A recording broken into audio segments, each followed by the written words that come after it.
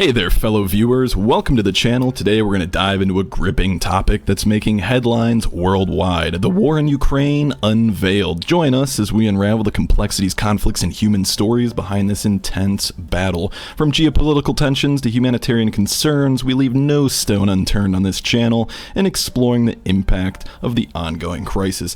Get ready to embark on an eye-opening journey that sheds light on the war in Ukraine like never before. Make sure to smack the like button with all of your might, hit the subscribe button to stay in the know, in the loop, up to date, and leave a thumbs up in the comment section down below. It'll really help me out. Now you are free. Yes. And we will be. And the Russians are dying. It's the best money we've ever spent. Thank you so much. Now famous warmonger Lindsey Graham is under fire for cheering the death of Russian soldiers. I just wanted to start things off with that little lovely clip in today's video in case you hadn't seen it already. I played it in yesterday's video as well. In fact, Russia issues Lindsey Graham arrest warrant after Ukraine comments. Senator Lindsey Graham said he considers Russia's arrest warrant to be a badge of honor. I'm sure he does. Again, he's a wanted man in Russia for comments he made while visiting Ukraine President Volodymyr Zelensky on Friday, cheering on that Russians are dying and that it was, quote, the best money that we've ever spent. Let me know what you think about that in the comments down below, if you think that was out of pocket or an acceptable comment to make. Instead of the money printer going brr, how about the nuclear printer? Putin ally offers nuclear weapons to anyone willing to join Russia. In an interesting turn of events, Lukashenko has of course been a staunch supporter of Putin, most recently lending military support to Moscow in its invasion of Ukraine. Lukashenko claimed that any nations who joined the Union State, pact between Russia and Belarus, would be provided with nuclear weapons, calling the prospect a, quote, unique chance to unite. Russia reportedly possesses around 2,000 working tactical nuclear warheads and recently opted to move ahead with its plans to deploy some into Belarus for the first time since the fall of the Soviet Union in 1991, according to Reuters.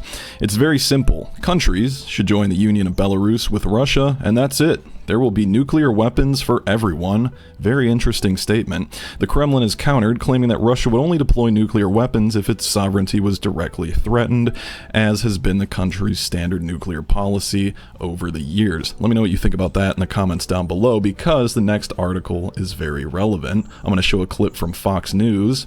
Now, I'm playing this clip because it's disputed currently whether or not Kiev has attacked Russia in the motherland. Listen here. Russia says Kyiv is behind the attack. Listen. It is totally clear that we're talking about a response of the Kyiv regime to our very effective strikes on one of the decision-making centers. Such a strike took place on Sunday.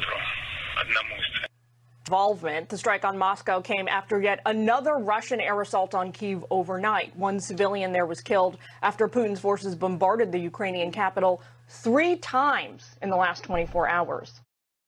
And of course, due to the escalatory strikes, it's up in the air whether or not Moscow is going to retaliate with severe consequences like they've threatened before should Ukraine attack them directly. Now, Ukraine prepares for a new phase of the war as counteroffensive appears imminent. Senior advisor to Zelensky told NBC News that Ukraine was almost ready to start, quote, a big operation.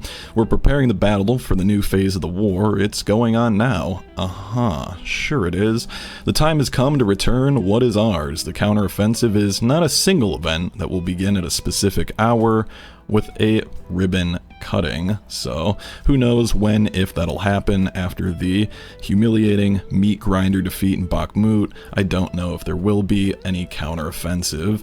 Kiev, where officials insisted the city was not completely under Russian control and that the battle was far from over. Ukrainian troops firmly hold the heights overlooking Bakhmut from the north and south. I don't know about that one. As well as a portion of the outskirts of the city, but had not advanced over the past 2 days to focus on other tasks. Other tasks being Ukraine needs 48 F-16 aircraft to liberate its territories. Ukraine's defense ministry says 48 F-16 fighter jets are essential for the liberation of Ukraine from the Russian invaders. Following a meeting on Tuesday on the sidelines of the Council of Europe summit, prime ministers of the UK and Netherlands agreed to facilitate the creation of an international coalition to strengthen Ukraine's air defenses and, of course, get them F-16s. I started this video off today showcasing the Garand II and Shahed drones that Iran has been supplying the Russians, allegedly, which allegedly being obviously, we have thousands of clips of them being used in Ukraine. However, Iran says Zelensky using them to gain the West's support. Accusation the Islamic Republic is arming Russia was an attempt to gain the West's military and financial support. It's done with the aim of attracting as much military and financial aid from Western countries as possible, Kanani said. Russia has reportedly used 1,160 Iranian-made Shahed kamikaze drones in attacks against Ukraine.